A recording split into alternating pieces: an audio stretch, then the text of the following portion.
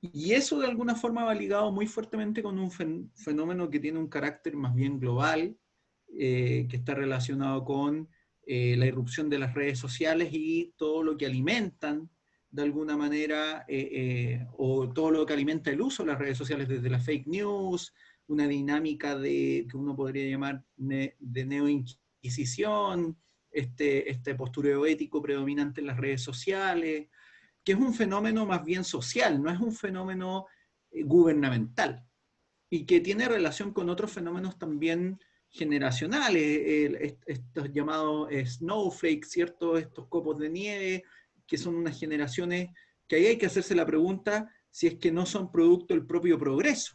Y es una pregunta que hay que hacerse en términos sociológicos, en términos antropológicos, y que piden espacios seguros las universidades, que en el fondo presionan también a medios como por ejemplo las editoriales. Entonces hoy día las editoriales desarrollan estas especies de mecanismos para evitar que estos públicos se ofendan antes de que salga un libro. Hay una serie de situaciones que hoy día se viven y que van relacionándose también con la pandemia.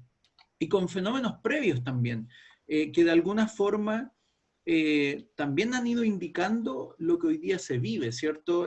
Fenómenos que de alguna forma respondían a situaciones de, no sé, un discurso anticientífico muy predominante, por ejemplo, reflejado en grupos antivacunas. Hay una serie de elementos que hoy día se suman dentro del contexto de la pandemia, y en Chile también eso se ve reflejado fuertemente. Y eso se traduce en una crítica muy fuerte a la autoridad también. Acá hay un dilema, a mi parecer, eh, que afecta a los liberales o a lo liberal, desde la perspectiva entendida de un marco de normas, ciertos generales que se aplican, reglas que se supone que eventualmente deberían cumplirse, y la autoridad desde esa perspectiva también se ve muy cuestionada, y por lo tanto se producen otro tipo de tensiones donde en algunos casos, y tal como acá se ha mencionado, quienes ejercen esa potestad ante ese debilitamiento de la noción de autoridad, porque son dos conceptos distintos, terminan aplicando políticas durísimas sobre la población para evitar cosas que en realidad parecen tener causales mucho más complejas de lo que se presume. Y en el caso de Chile, no se han aplicado políticas, por ejemplo, que sancionen las fake news o que persigan las opiniones de la población en ese sentido. Eh, Quizás lo más restrictivo, pero está dentro del marco de lo normativo en una situación de excepcionalidad, es que se han establecido toques de queda y se han establecido cuarentenas. Y no se han establecido unas cuarentenas draconianas como en otros países, pero obviamente los efectos de alguna u otra forma se sienten ya sea en la economía, pero también en la propia impracticabilidad de las cuarentenas, por las condiciones también, en muchos casos socioeconómicas de Chile, 2 millones de informales que siguen trabajando porque necesitan seguir trabajando y por lo tanto incumplen lo que la autoridad dice. Entonces se produce un dilema, claramente, desde una perspectiva del respeto a ciertas reglas, en un contexto que es mucho más complejo, como lo ha sido la pandemia. Y en el caso de Chile, eso de alguna forma se ha traducido en una sensación que ya venía muy planteada desde octubre, ¿cierto? Con la situación del llamado estallido social, donde se visualiza una crisis de autoridad muy fuerte, eh, y no necesariamente la población está exigiendo una mayor acción de la autoridad en este caso, o del Estado, sino que parece ser que no existiera ningún tipo de respeto a ninguna norma en general. Y esto es lo más preocupante, porque en el fondo esto se traduce también en que las personas que eventualmente ejercen cargos de representación o cargos de autoridad tampoco están respetando ningún criterio ni norma. Y eso es bastante complejo en el caso chileno. Muchas gracias por la intervención, Jorge. Quisiera aprovechar también para preguntarles sobre cómo se encuentra la propiedad privada y las empresas, ¿no? Si se encuentran en riesgo en la actualidad y si ven una ventana de oportunidad en esta crisis para expropiaciones o limitaciones de derechos de propiedad. Y me atrevería a meter dentro de la pregunta el hecho de si, por ejemplo, esta cuarentena forzosa y todas estas limitaciones también cuentan como limitaciones al derecho y el uso de la propiedad. Quisiera empezar quizás con Irune, bueno, en España fue uno de los primeros países del mundo hispano, ¿no?, que impuso cuarentena. Sí, sí, efectivamente. Además, da la casualidad que es que el estado de alarma, tal y como está configurado en España, sí permite, ¿no?, este tipo de cuestión de ataques contra la propiedad privada, sí permite requisas, sí permite la intervención de empresas. Que yo sepa, y si no pues alguien ya me lo dirá en los comentarios, no ha habido intervenciones de ninguna empresa. Sí que es verdad que ha habido requisas de material, de test y de material de protección, los famosos EPIs. Y claro, evidentemente, sobre todo porque no está tan claro que ese mecanismo, no solo porque existe la prueba, ¿no?, de los países en los que no han utilizado un mecanismo similar, sino porque en España no está tan claro que ese mecanismo fuese, el del estado de alarma me refiero, el único, ¿no?, necesario para combatir la pandemia, incluso digamos, en sus momentos más agudos, o ya no tanto el uso concreto del estado de alarma, sino su desarrollo, ¿no? Es decir, al final el estado de alarma en España lo que hace o lo que posibilita hacer, porque tampoco, digamos, hay un desarrollo extenso de cómo se debe aplicar, pero lo que permite hacer son limitaciones, ¿no?, de derechos fundamentales, en ningún caso es la suspensión de los derechos fundamentales. Es evidente que ha habido suspensiones de derechos fundamentales y imagino que ahí pues habrá los jueces competentes tendrán que dirimir si eso ha supuesto problemas. De hecho, tanto es así que ya ha habido tribunales que han dado la razón a ciudadanos que han, por ejemplo, recurrido cierto tipo de multas que, como decía en mi primera intervención, ¿no?, se ponían para penalizar el quebrantamiento de esa cuarentena, bueno, confinamiento obligatorio. Y evidentemente, claro, todo esto se suma a que ya de por sí el gobierno que tenemos no es un gobierno precisamente amigable a este tipo de cosas, ¿no?, a la propiedad privada o a la libre empresa.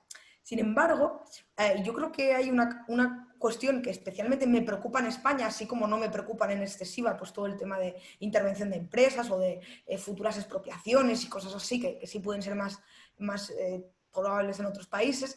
Hay algo que sí me preocupa mucho en España, como decía, que es el tema de la propiedad privada y sobre todo de la vivienda, de la propiedad privada, digamos, entre comillas, individual. Aparte de que España, por lo menos durante mucho tiempo lo ha sido una sociedad de propietarios en ese sentido, ¿no? Casi había muchísima gente con viviendas en propiedad, el alquiler no era algo que se estilase y en muchos casos la propiedad es el único activo que tienen los ciudadanos, ¿no? Para dejarlo a sus hijos, para ahorrar, para revenderlo, para ese tipo de cuestiones. Entonces, ¿por qué digo que me preocupa concretamente esto? Pues porque el derecho a la propiedad privada en España no está protegido como sí lo puede estar en otros países. De hecho, no tiene el estatus y la protección que tienen los derechos fundamentales, aunque para los liberales sí lo sea, y además es que está sujeto al interés social y a la utilidad pública, ¿no? Lo cual pues sí permite, evidentemente, pues, cierto tipo de protecciones con compensación y ese tipo de cosas cuando, por ejemplo, se tiene que hacer una obra pública. Pero a lo que me refería del tema de las viviendas, es que claro, en España hay un problema bastante grave con eso y es algo a lo que sí se le está dando bastante bombo en las redes, los medios de comunicación. Y de hecho, creo que hay un índice que creo que Diego Sánchez de la Cruz había hablado alguna vez sobre él, de temas de derechos de propiedad, que situaba a España no sé si en el puesto 27 de los países de la OCDE, lo cual es una posición bastante mala en cuanto a la protección de la propiedad. Y lo que sucede en España, sobre todo con los ocupas, es que una vez que han pasado las 48 horas desde la ocupación, se considera que esa ocupación está consolidada y por lo tanto la policía lo tiene muy difícil para entrar y desalojar a los usurpadores, ¿no? Y además ese proceso de desalojo pues, se puede llegar a demorar de 1 a 3 años. Y evidentemente eso es una preocupación muy grave porque así como, digamos, contrariamente a como muchos partidos quieren hacernos entender, no es verdad que la mayoría de propiedades que se ocupan sean propiedades abandonadas, propiedades de bancos o de fondos buitres, ese tipo de cuestiones que suelen decir, ¿no? Pues evidentemente también, y está a la orden del día, que se ocupen viviendas de personas aprovechando que se han ido de vacaciones y demás cuestiones, lo cual pues, evidentemente les produce un perjuicio a los ciudadanos muy grave. Y yo creo que básicamente a día de hoy, yo creo que ese es el mayor peligro que tiene España en esas dos cuestiones. Muchas gracias, Irune. José, si quieres continuar. Gracias. Yo creo que definitivamente, bueno, por ejemplo, aquí en Guatemala, el concepto y derecho de propiedad privada sí se ha visto, digamos que cuestionado con la pandemia del coronavirus. Primero creo que evidentemente está el tema de los toques de queda, de la posible realización absoluto del derecho de propiedad privada que se ha visto limitada por disposiciones gubernamentales. Yo creo que ese es un primer aspecto, y el segundo yo creo que es una, pues tal vez narrativa o discurso que se ha impulsado de ciertos funcionarios públicos o de ciertos diputados específicamente de proponer gravar más a los que puedan tener más propiedad privada para poder salir de la crisis, que es algo común y no es algo nuevo que se conoce ahora, pero creo que este momento o este estado ha dado esa posibilidad a que esos individuos puedan aprovechar y cuestionar un poco inclusive la realización y la materialización de la propiedad privada de los individuos. Entonces yo creería que en esos dos aspectos, sin embargo, creo que no ha ido más allá de una limitación o una expropiación o algo un poco más serio, pero yo creo que estos elementos en la opinión, ante la opinión pública, intentar castigar o subirle los impuestos a los que tienen más, a los que pueden tener una propiedad privada más alta que otros, creo que sí es un elemento a señalar que se ha visto que resalta en esta crisis. Muchas gracias, José. Jorge, quisiera también extenderte la pregunta y aprovechar para preguntar si consideras que las medidas que se han tomado en torno a las AFP en Chile cuenta como un ejemplo de esto o no. Bueno, Jorge. en el caso chileno, yo creo que el problema con el derecho de propiedad se ha dado más fuertemente en el debilitamiento de la clase media. La situación económica ha ido debilitando fuertemente a la clase media. Una clase media que en general depende más de sus propios emprendimientos, de su propio trabajo, y eso se ha visto fuertemente afectado. Por lo tanto, la clase media en ese sentido, ante una situación de crisis, no necesariamente ha abandonado sus discursos en favor del emprendimiento o de la independencia económica, pero sí ha tendido a pedir más apoyo de la autoridad. Y aquí se producen paradojas bien interesantes, porque empresas grandes en Chile han anunciado que van a pedir ayuda del Estado mucho antes que la propia clase media, es decir, los individuos que día a día van produciendo su propia riqueza no exigieron ayudas del Estado como lo hicieron grandes empresas, como la TAM, por ejemplo. En algún momento esbozó la idea, casi al inicio de la pandemia, de que necesitaban ayuda.